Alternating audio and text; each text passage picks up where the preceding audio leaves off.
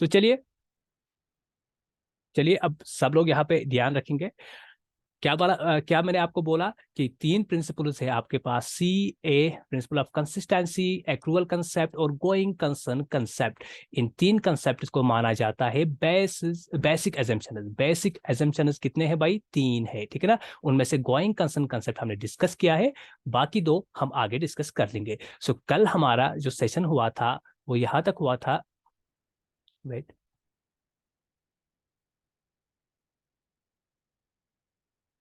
यहाँ तक हमने मनी मेजरमेंट कंसेप्ट जो है उसको कल कंप्लीट किया था। आज हम आएंगे ड्यूअल एस्पेक्ट पे। ड्यूअल एस्पेक्ट कंसेप्ट बहुत ही इंपॉर्टेंट है भाई। यहाँ से आपकी अकाउंटिंग, मानो आप अगर आप इसको समझते हो तो आप हाफ ऑफ द अकाउंटिंग को कंप्लीट करोगे, ठीक है ना। सारे कंसेप्ट आपको फिर आगे खुद ब खुद आ जाएंगे। सो क्या होता है ड्यूअल एस्पेक्ट, याद रखना। पहले मैं सीधा इसको रीड कर लूंगा। Okay, according to this concept every transaction and event has a twofold effect. That is, whenever a transaction happen, two accounts are affected, and a system of double entry system of accounting is best explained by dual aspect concept. देखिए, कुल मिला के इस definition का ये meaning होता है कि भाई ड्यूअल एस्पेक्ट में क्या होता है। मैंने पहले भी आपसे क्लियर किया है चीजों को कि भाई ट्रांजैक्शन क्या होती है, ठीक है ना। ट्रांजैक्शन क्या होती है, इवेंट क्या होता है, इन सब चीज़ों को मैंने आप लोगों तक क्लियर किया है पहले ही क्लास में हमने ये चीज़ें क्लियर की है। सो दोबारा रिपीट नहीं करूंगा मैं चीज़ों को। देखो, ड्यूअल एस्पेक्ट का सिंपल मीनिंग ये होता है कि भाई जो भी ट्रांजैक्शन होगी उसके 2 फोल्ड इफेक्ट होंगे। 2 फोल्ड इफेक्ट होता है, मिनिमम 2 अकाउंट्स इफेक्ट होते हैं, मिनिमम। मैक्सिमम की बात नहीं करता हूँ, मिनिमम 2 अकाउंट्स इफेक्ट होते हैं। इसीलिए डबल बुक कीपिंग, ठीक है ना, इसके लिए बेसिक माना जाता है इसको। देखो, 2 फोल्ड यानी कि 2 अकाउंट्स इफेक्ट होते हैं हर एक ट्रांजैक्शन में according to the dual aspect concept. जो भी ट्रांजैक्शन होगी, और आपको पता है ट्रांजैक्शन कौन सी होगी जो आपने आइडेंटिफाई किया है, जो बिजनेस रिलेटेड है, और उसको मनी मेजरमेंट आप यानी कि मॉनेटरी वैल्यू पे आप उसको मेजर कर सकते हो। So it has 2 fold effect. एक होता है डेबिट इफेक्ट, दूसरा होता है क्रेडिट इफेक्ट। आप में से बहुत सारों ने पढ़ा होगा, आधों ने नहीं भी पढ़ा होगा, कोई बात नहीं, आगे जाके डेबिट क्या होता है, क्रेडिट क्या होता है, ये सब चीजें मैं आपको क्लियर करवा दूंगा, ठीक है। That is debit and credit, हाँ एग्जैक्टली शो कर, बट हाँ आपके कंसेप्ट क्लियर है तो आपका रिवाइज भी होता होगा यहाँ से। देखो, अब सिंपल से आप एक बात याद रखना, एक इक्वेशन याद रखना आपने हमेशा। अब देखो, आपके यहाँ से मैं पूछूंगा, अगर आपके कंसेप्ट क्लियर है तो आप इसका आंसर दे सकते हो। ये आपका जो ड्यूअल एस्पेक्ट कंसेप्ट है ना, ये बताता है एसेट जो है that is equal to capital plus liability. यानी कि जितनी कैपिटल और लायबिलिटीज आपके बिजनेस में होंगे उतने ही एसेट्स होंगे। नंबर 1, अगर मैं ऐसे कहूं assets is equal to capital, sorry, assets is equal to liabilities, क्या मैंने सही लिखा ये चीज या नहीं? जल्दी से कोई अनम्यूट करके बताओ लॉजिक, अगर लिखा तो क्यों, अगर नहीं तो क्यों। आप बताओ ये स्टेटमेंट क्या करेक्ट है या नहीं है। प्लीज कोई भी जल्दी से, ये चैट कॉलम के थ्रू मुझे बता सकते हो या अनम्यूट करके आप मुझे बता सकते हो माइक के थ्रू। जल्दी से बताओ, बहुत ही इंपॉर्टेंट यहाँ से क्वेश्चन आता है, आपने देखा होगा आपके एग्जाम में क्वेश्चन पूछा जाता है इस इक्वेशन में। अकाउंटिंग इक्वेशन बोला जाता है इसको, याद रखना, अकाउंटिंग इक्वेशन बोला जाता है जो इक्वेशन मैंने यहाँ पे लिखी है। This is accounting equation. हाँ, चैट कॉलम के थ्रू कोई बोल रहा है, पता नहीं है, ओके डोंट वरी, कोई बात नहीं, क्लियर करवा दूंगा मैं फिर दोस्त। क्या मैं सही हूँ प्रिंस, आप बता सकते हो? जल्दी से यार, जल्दी से।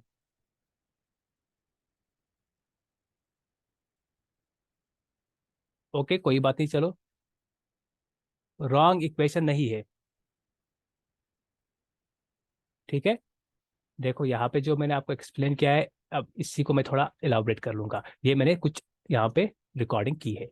देखो क्या होता है, assets is equal to capital plus liability. Capital क्या होती है भाई? कैपिटल क्या होती है, मैंने जो फर्स्ट क्लास में आपको बता दिया है, अगर रेगुलर कोई स्टूडेंट है वो बता सकता है कैपिटल क्या होती है। कैपिटल क्या होती है? What is capital? एसेट है या लायबिलिटी है कैपिटल? जल्दी से बताओ, इंपॉर्टेंट कंसेप्ट बताना है मुझे आप लोगों को। कैपिटल होती है इंटरनल लायबिलिटी, ठीक है ना। कैपिटल होती है इंटरनल लायबिलिटी, और ये जो लायबिलिटी ये वाली होती है ये है एक्सटर्नल लायबिलिटी। कुल मिला के इंटरनल प्लस एक्सटर्नल लायबिलिटी ही है ना ये दोनों। अगर इन दोनों का सम अप मैं करूंगा, ये इंटरनल प्लस एक्सटर्नल लायबिलिटी, इसीलिए मैंने बोला assets is equal to liabilities. अब देखो इसका क्या फंडा है, देखो क्या लॉजिक बन जाता है इसका? देखो, आपके पास जितने एसेट्स होंगे उतनी लायबिलिटीज होंगी।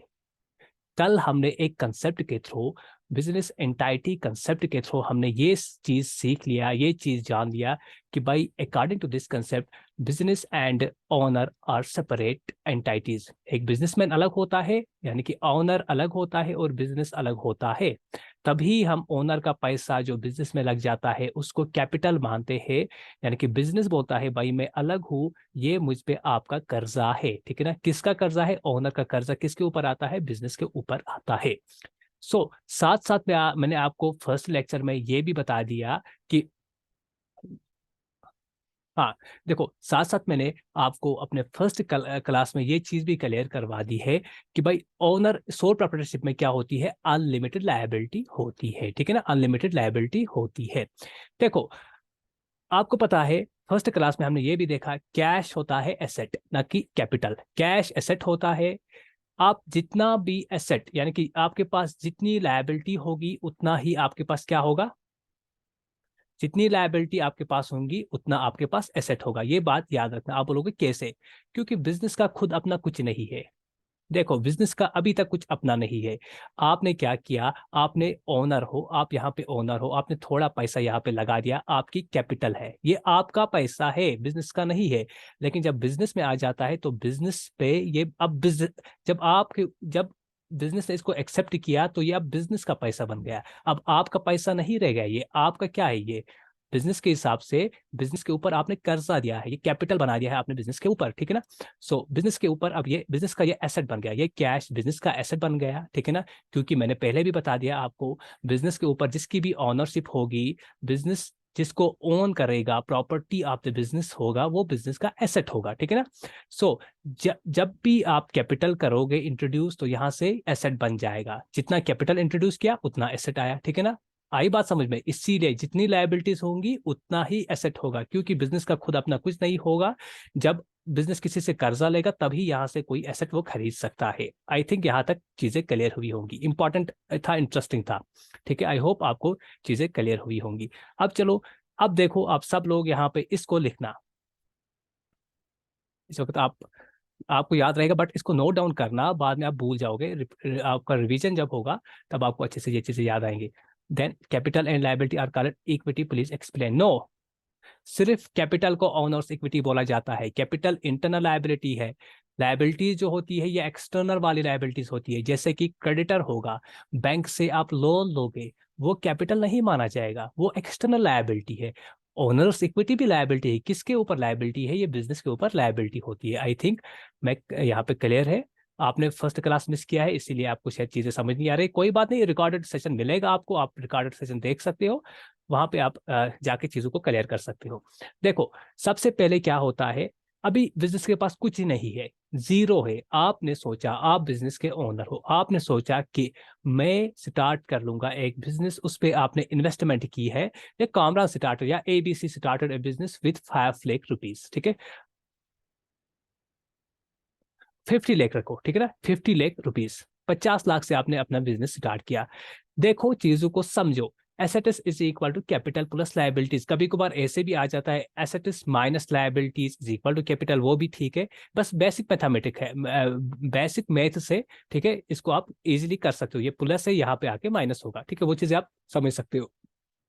देखो, आपके पास अभी कुछ नहीं है, आपने सोचा है मैं बिजनेस स्टार्ट कर लूंगा 50 लाख से। उसका मतलब आपने बिजनेस को कितना दिया? 50 लाख। अब मैं बिजनेस की अकाउंटिंग कर रहा हूँ, आपकी अकाउंटिंग नहीं कर रहा हूँ मेरे भाई। बिजनेस के पास क्या आया? सर, कैश आया। कैश क्या है बिजनेस का? कैश है बिजनेस का। कितना? कैश क्या है? एसेट है या लायबिलिटी है? कैश लायबिलिटी एसेट है, सॉरी, कैश एसेट है। बिजनेस में कैश एसेट होता है, ठीक है ना। पहले इस क्लास से मैं आपको बताता हूँ कितना है, 50 लाख। लेकिन बिजनेस के ऊपर कर्जा भी चढ़ा है, ओनर इक्विटी भी है, ओनर का पैसा है बिजनेस के पास, ठीक है ना। तो वो ये बोल रहा है मेरे ऊपर ऊपर लायबिलिटी है ओनर की, कितना है? 50 लाख। तो देखो, एसेट भी 50 लाख, कैपिटल भी 50 लाख। यहाँ पे कोई कम टेंशन नहीं है आप लोगों को समझने में। लेकिन आगे आगे थोड़ा इसको हम कॉम्प्लेक्स बनाएंगे चीजों को। कुछ इंपॉर्टेंट पॉइंट से मिस नहीं करना आज की क्लास, ठीक है ना। इंपॉर्टेंट, बहुत इंपॉर्टेंट पॉइंट से। देखो, उसके बाद क्या होता है, सेकेंड ट्रांजेक्शन आप क्या करते हो? परचेज या परचेज बिल्डिंग फॉर 10 लाख, आपने 10 लाख की बिल्डिंग को परचेज किया, 10 लाख की बिल्डिंग को परचेज किया, दैट मीन्स 10 लाख आपने निकाले अपने बिजनेस ने, एसेट को कम किया। किस वाले एसेट को? कैश जो 50 लाख था, 10 लाख की आपने बिल्डिंग लाई, तो कैश कितना रहा आप लोगों के पास? 40 लाख। तो बिल्डिंग 10 लाख की आ गई ना आपके पास, यानी कि मैंने बोला आपको हम उसकी अकाउंटिंग करते हैं जिसका मॉनेटरी वैल्यू होगा। बिल्डिंग की अकाउंटिंग क्यों की? क्योंकि सर इसका वैल्यू पता है, 10 लाख पे हमने इसको परचेज किया है। सो एसेट आपका 10 लाख आया, कुल मिला के एसेट्स की वैल्यू फिर से कितनी आई? 50 लाख। तो आपको पता है कैपिटल तो सर ऑलरेडी 50 लाख है, बिल्कुल अभी हमने किसी बाहर से एक्सटर्नल लायबिलिटी कोई हम पे नहीं आई है, हमारे बिजनेस पे कोई एक्सटर्नल लायबिलिटी नहीं आई है, हम ओनर के पैसे से ही, ओनर इक्विटी से ही ये चीजें करते हैं, ठीक है ना। नेक्स्ट क्या होता है, उसके बाद आप लोगों ने एक मशीनरी को परचेज किया क्रेडिट पे, याद रखना, you purchase a machinery on credit, ठीक है, फॉर 10 लाख। अब आपकी एक्सटर्नल लायबिलिटी इंक्रीज हुई। Please mute your mic, please अपनी माइक को म्यूट रखिए, बहुत ही इंटरेस्टिंग टॉपिक है। So purchased machinery on credit कितने के लिए? 10 लाख के लिए आपने मशीनरी क्रेडिट पे की है। लेकिन आपको पता है, देखो कैश तो जाएगा, क्या जाएगा यहाँ पे कैश? कोई बता सकता है?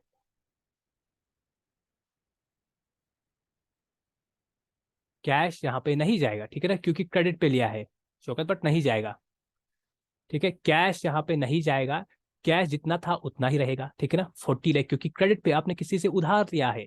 मैंने पहले भी बता दिया है आपको, पहली क्लास से मैं बताते आ रहा हूँ, जब भी आप किसी से अपना स्टॉक लाओगे या कोई भी एसेट लाओगे, ऑन क्रेडिट लाओगे, तो वो आपका क्रेडिटर बन जाता है, यानी कि उसके ऊपर यानी कि आपका कर्जा, उसका कर्जा आपके ऊपर इम्पोज हो चुका है, उसको आपको पे बैक करना है, आपके ऊपर लायबिलिटी बन गई और ये एक्सटर्नल लायबिलिटी है। तो बिल्डिंग के ऊपर भी कोई इफेक्ट नहीं पड़ा सर, इसका वैल्यू सेम रहेगा, 10 लाख था, 10 लाख यहाँ पे भी है सर। हाँ, इंक्रीज हुआ क्या? मशीनरी। इस साइड को फिलहाल छोड़ दो, मैं इस साइड की बात कर रहा हूँ, एसेट्स वाली साइड की। सर कैश 40 लाख हुआ, बिल्डिंग का वैल्यू 10 लाख है, हुआ 50 लाख, लेकिन मशीनरी का अगर हम देखेंगे 10 लाख, हाँ सर, और एसेट हमारे पास बढ़ गया, तो टोटल है 60 लाख। लेकिन आपके पास क्या है? मैंने बोला था आपको, assets is equal to liabilities, capital plus liabilities, ठीक है ना। तो सर हमारे पास सिर्फ 50% ही है कैपिटल, सॉरी 50 लाख है कैपिटल, 50 लाख है सर हमारे पास कैपिटल। ये 10 लाख हमें कहाँ से आया? जो क्रेडिट पे लिया था, क्रेडिटर यहाँ पे कोई ना कोई होगा, ABC। आपने राम से बिल्डिंग ली है, आपने श्याम से बिल्डिंग ली है, जिसका भी यहाँ पे नाम लिख सकते हो आप, लिखोगे, जिससे आपने मशीनरी ली है, लोन पे ली है, लायबिलिटी है आपके ऊपर पे बैक करना, तो 10 लाख यहाँ पे इंक्रीज। अब देखो यहाँ से 60 लाख, यहाँ से भी इक्वेशन बराबर हुई 60 लाख। आई होप यहाँ तक क्लियर हुआ है, ठीक है।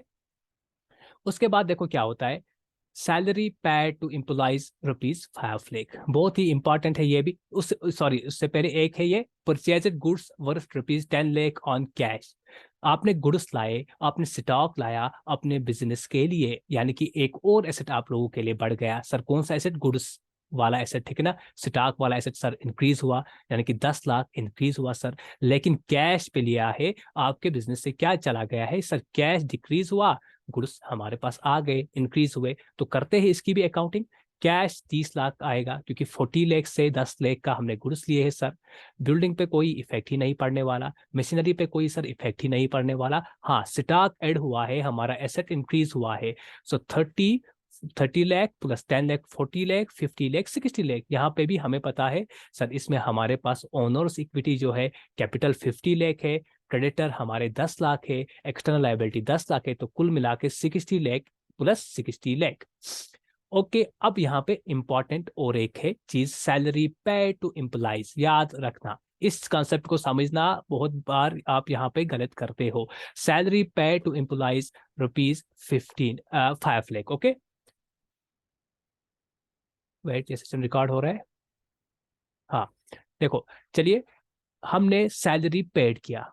अब बोलोगे सर ना एसेट इंक्रीज हुआ, लेकिन हमारे पास खर्चा हुआ, सर हम इसको कहाँ से डिडक्ट कर देंगे, किस तरीके से हम इसको कर लेंगे?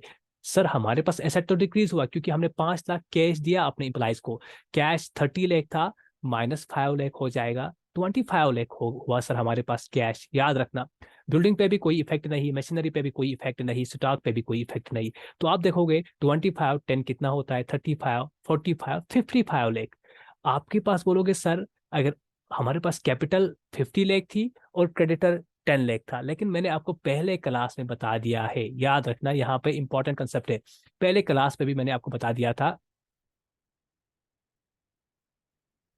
क्या बता दिया था मैंने आपको? एक्सपेंसेस जो हो जाएंगे, जो आपके खर्चे हैं या लॉस है, उसको हम कैपिटल में यानी कि किससे देना है। देखो सपोज आपके बिजनेस को लॉस हुआ, जो सोल प्रोप्राइटरशिप का मैंने कंसेप्ट आपको समझा दिया, वो एट द एंड किसको बियर करना है? वो बियर आपके ओनर को ही करना है, इस बिजनेस के ओनर को ही बियर करना है। नुकसान हुआ किसका हुआ? ओनर का ही नुकसान हुआ, ठीक है ना। बिजनेस में नुकसान होगा तो ओनर का नुकसान होगा, अगर प्रॉफिट होगा किसका प्रॉफिट होगा? ओनर का ही प्रॉफिट होगा। सो याद रखना, जब भी कोई लॉस होगा या कोई एक्सपेंस होगा, ठीक है, रेवेन्यू एक्सपेंस, ठीक है ना, रेवेन्यू एक्सपेंस जब भी कोई होगा तो वो कहाँ पे होगा?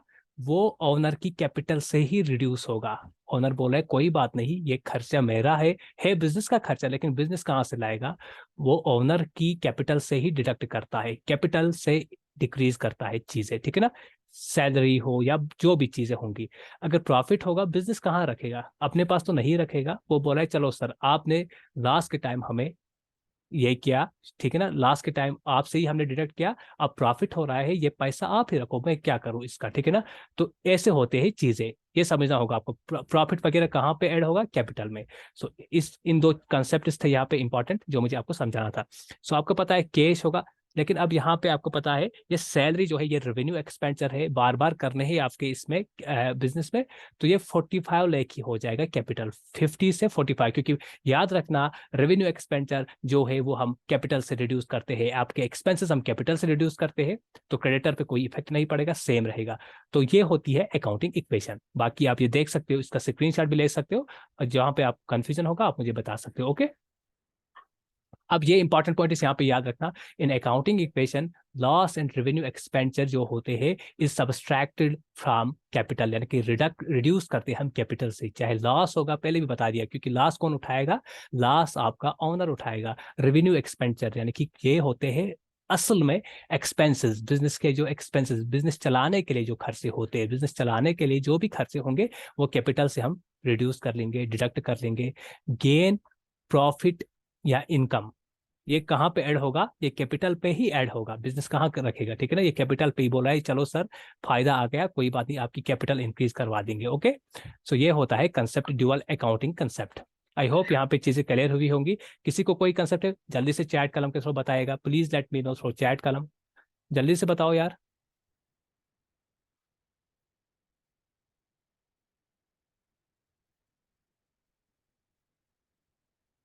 कंफ्यूजन कोई किसी को? चैट कलम के थ्रू जल्दी से बताया करो।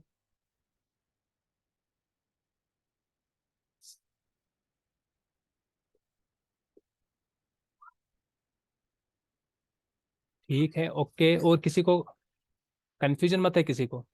क्लियर है चीजें? M I clear? कंसेप्ट यहाँ तक क्लियर हुए हैं? बहुत ही इंपॉर्टेंट है, आगे जाके मुझे नहीं बताना फिर, ठीक है ना। यहाँ पे इस वक्त आप बता सकते हो।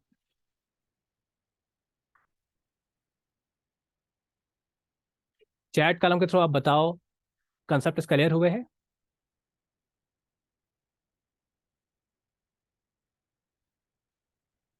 ओके ओके, चलो फिर ठीक है, क्लियर है, बहुत सारे स्टूडेंट्स को क्लियर है। मैं चाहता हूँ कि हाँ ओके, जिस तरह अभी हर एक करते हो ना ये, बिल्कुल इसी तरह हर एक चैट कॉलम के थ्रू आप मुझे इंटीमेट किया करो, ताकि मुझे भी पता चले कि भाई क्लास में आप लोग समझ सकते हो चीज़ों को या नहीं।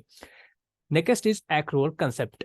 एक्रूअल कंसेप्ट क्या है भाई? ये भी एक बेसिक एजम्पशन है जो मैंने बता दिया, कंसिस्टेंसी प्रिंसिपल, ठीक है ना, एक्रूअल प्रिंसिपल, एक्रूअल कंसेप्ट और गोइंग कंसर्न कंसेप्ट आपके बेसिक एजम्पशन है। एक्रूअल कंसेप्ट क्या होता है? Am I audible to all of you? Please let me know, am I audible to all of you? Yes yes. Okay चलिए फिर, देखो accrual concept क्या होता है। According to this concept, revenue, the revenues are to be recorded. चाहे आपका revenue है चाहे आपका एक्सपेंडिचर है। 10 मिनट है इस मीटिंग के, ठीक है ना। चलिए, According to this concept, revenues are to be recorded in the books of accounts when they are due, and the expenses are to be recorded when they are incurred, not when they are paid. Simply इसका ये होता है, ये बोल रहा है कि जब भी आप कोई ट्रांजेक्शन करोगे उसको उसी वक्त आप क्या करोगे, बिजनेस के रिलेटेड जो भी ट्रांजेक्शन है उसी वक्त रिकॉर्ड करो। ये बात याद रखना है। क्रैश कोर्स का यही फायदा होता है आपको, मैं डायरेक्टली पॉइंट पे ले जाता हूँ जो एग्जाम पॉइंट, जो एग्जामिनेशन पॉइंट ऑफ व्यू से इंपॉर्टेंट हो।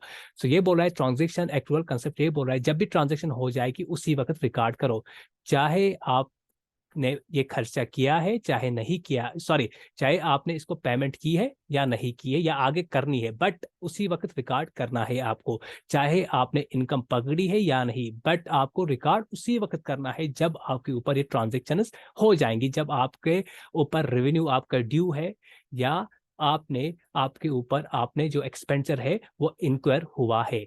ठीक है, चाहे आपने पे किया है या नहीं किया है, इन फ्यूचर पे तो करना है, ठीक है ना, वो लायबिलिटी तो बन जाएगी अगर आप लोगों ने एक्सपेंडिचर कोई पे नहीं किया है।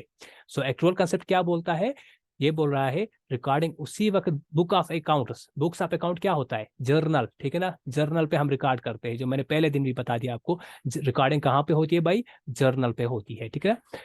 ये अपोजिट होता है, एक्चुअल कंसेप्ट होता है कैश बेसिस का, कैश बेसिस ऑफ अकाउंटिंग का अपोजिट होता है। कैश बेसिस के हिसाब से क्या होता है, ओनली दोज एक्सपेंसेस या सेल्स, जिसको इनकम भी बोलेंगे हम, विच इज डन, ठीक है ना। तो कैश बेसिस में सिर्फ वो एक्सपेंसेस हम लिखते हैं या वो इनकम हम लिखते हैं जो हमने कैश के थ्रू की है, ओके, यानी कि कैश जिसमें हमने पकड़ा है, ओके, या कैश यहां से चला गया है। आई होप ये भी क्लियर हुआ होगा। एक्चुअल कंसेप्ट क्या होता है, ट्रांजेक्शन जब हो जाएंगे उसी वक्त आप रिकॉर्ड कर लो, चाहे आपने पैसा पकड़ा है या नहीं पकड़ा है, ठीक है ना, okay. Next is cost concept, important है, इस पे भी एक क्वेश्चन आया था आपके एग्जाम में। कॉस्ट कंसेप्ट क्या होता है, देखो, कॉस्ट कंसेप्ट पे याद रखना, एक एसेट के दो वैल्यूज होते हैं, एक होता है बुक वैल्यू, दूसरा होता है मार्केट वैल्यू। यहाँ पे समझाता हूँ आप लोगों को चीजें। देखो, अकॉर्डिंग टू कॉस्ट कंसेप्ट क्या बोलता है, एक होता है बुक वैल्यू और एक होता है आपका, इसको परचेज वैल्यू भी बोला जाता है, दूसरा होता है मार्केट वैल्यू। मार्केट वैल्यू और बुक वैल्यू में क्या फर्क होता है, एज पर दिस कंसेप्ट, जो कॉस्ट कंसेप्ट है ये बताता है कि आप रिकॉर्ड कर लो, आप रिकॉर्ड कर लो। सपोज आपने कोई एसेट लिया, आपने बिल्डिंग लिया, ठीक है ना, आपने बिल्डिंग ली या आपने लैंड लिया 10 लाख का, 10 लाख में आपने कहीं लैंड लिया है, उसको आपको रिकॉर्डिंग करनी है उसकी, और उसको रिकॉर्ड करो आप as per book value, historical cost, यानी कि जिस वैल्यू पे आपने इसको परचेज किया है उसी वैल्यू पे इसको आपको रिकॉर्डिंग करनी है। इस साल भी वही रिकॉर्ड कर लोगे, नेक्स्ट ईयर भी वही रिकॉर्ड कर लोगे, जितने देर तक ये एसेट आप लोगों के साथ है। रिकॉर्डिंग किस बेसिस पे होगी सर, रिकॉर्डिंग होगी किस बेसिस पे, बुक वैल्यू पे, परचेज जितना आपने किया है परचेज वैल्यू पे। लेकिन जब आप इसको सेल कर लोगे, when the asset is sold out, क्या तब 10 लाख की आपने जमीन ली थी, उसका वैल्यू इस वक्त 30 लाख है, क्या आप 10 लाख पे उसको सोल्ड करोगे, नहीं, आप सेल 10 लाख पे नहीं कर लोगे, 30 लाख पे करोगे। सो व्हेन यू सेल, या जब आप उसको सोल्ड आउट कर लोगे या सेल करोगे उसकी, तो आप उस वक्त कर लोगे मार्केट वैल्यू पे। याद रखना, बहुत इंपॉर्टेंट है, बहुत बच्चे इस पे गलत कर चुके थे क्वेश्चन, उसने डायरेक्ट लिखा था कि जब कोई सेल करेगा तो किस प्राइस पे करेगा, वहां पे अक्सर वहां पे बच्चों ने जो बुक वैल्यू है उसको ऑप्शन में चूज किया था। सो इस तरह से क्वेश्चन गलत होते हैं वहां पे, ये चीज याद रखना। सो क्या होता है, कॉस्ट कंसेप्ट दो वैल्यू होते हैं, बुक वैल्यू और बुक वैल्यू को दूसरा नाम परचेज वैल्यू है, और market value. According to cost concept, every year the asset is recorded in the books of accounts on the basis of historical cost, यानी कि जब हम इसको रिकॉर्डिंग कर लेंगे कहीं पे भी बुक्स ऑफ अकाउंट्स में, किस कॉस्ट पे कर लेंगे सर, परचेज वैल्यू, जिसको हिस्टोरिकल कॉस्ट बोला जाता है, ठीक है। लेकिन जब भी हम उस एसेट को बेच देंगे तो उसको हम किस पे कर लेंगे, उस वक्त हम उसको बेच देंगे मार्केट वैल्यू पे, न कि, शाबाश, न कि बुक वैल्यू पे या परचेज वैल्यू पे, ओके। आगे देखेंगे, next concept is matching concept. आज हम इन कंसेप्ट को खत्म कर देंगे, ठीक है ना। चीजें समझ आ रही है या मैं थोड़ा फास्ट जा रहा हूँ, जल्दी से बताइएगा।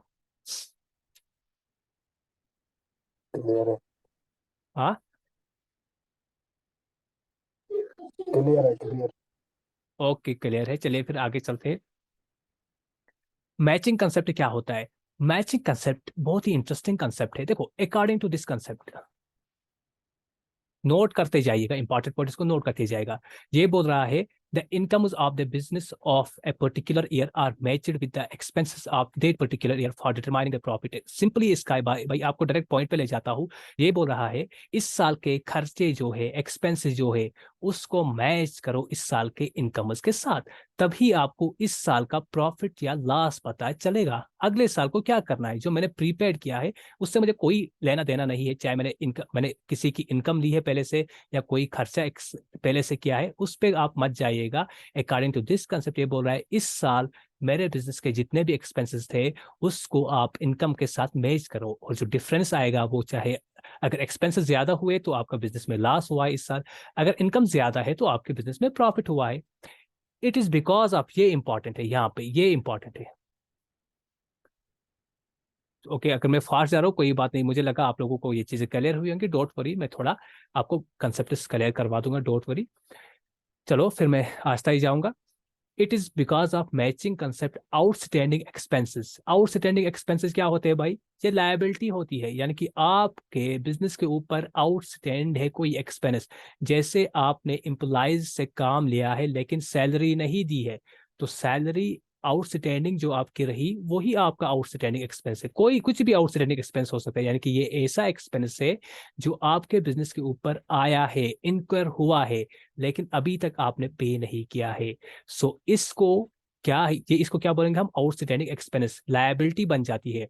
एंड इनकम, और आउटस्टैंडिंग इनकम यानी कि आपके बिजनेस ने कोई इनकम जो है अर्न किया है, लेकिन अभी तक रिसीव नहीं किया है, यानी कि आपकी कोई इनकम ड्यू हुई है लेकिन अभी तक रिसीव नहीं किया है, उसको भी हम आउटस्टैंडिंग इनकम बोलते हैं।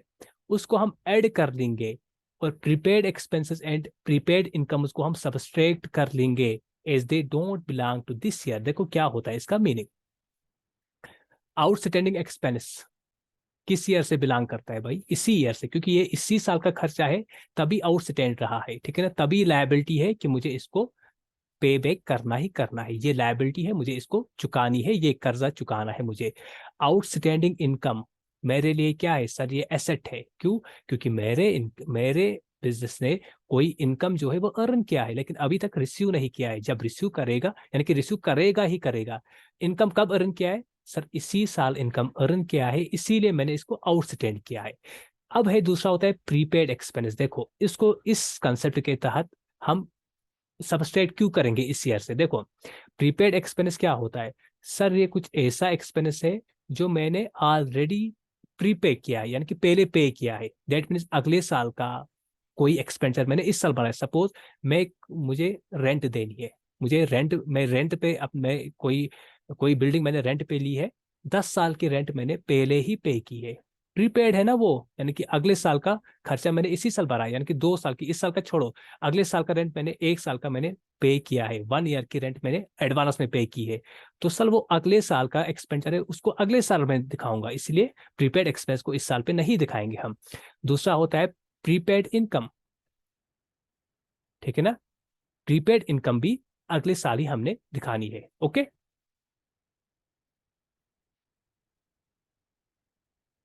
देखो ये स्टार वाली चीजें जो है बहुत इंपॉर्टेंट है इन अकाउंटिंग इक्वेशन। अब देखो इंटरेस्ट ऑन कैपिटल है, इसको क्या हम किस तरह से, ये चीजें आप 2 पॉइंट याद रखना, ठीक है? ये इसके बाद मीटिंग फ्रीज हो जाएगी, तो आगे हम कल कंटिन्यू कर लेंगे। In accounting equation, interest on capital is subtracted to the capital and added back to the capital. Interest on drawing in accounting equation, इसको भी हम सबट्रैक्ट और ऐड करते हैं कैपिटल में। देखो इस कंसेप्ट को यहाँ समझाऊंगा और इसी से हम आज का क्लास एंड कर लेंगे। क्या होता है अकाउंटिंग इक्वेशन में? इंटरेस्ट ऑन कैपिटल मतलब क्या हुआ? कैपिटल के ऊपर इंटरेस्ट, वो कहाँ जाएगा सर? ये ओनर का पैसा होता है, और ये ओनर इंटरेस्ट मांगता है बिजनेस से। सर ये इसी का बिजनेस है, इसको क्या इंटरेस्ट देगा ये बिजनेस, ठीक है? तो ये बोल रहा है, बिजनेस बोल रहा है सर आप, क्योंकि प्रॉफिट भी कहाँ जाता है सर? प्रॉफिट भी कैपिटल पे जाता है। प्रॉफिट कौन अर्न करके देता है? बिजनेस में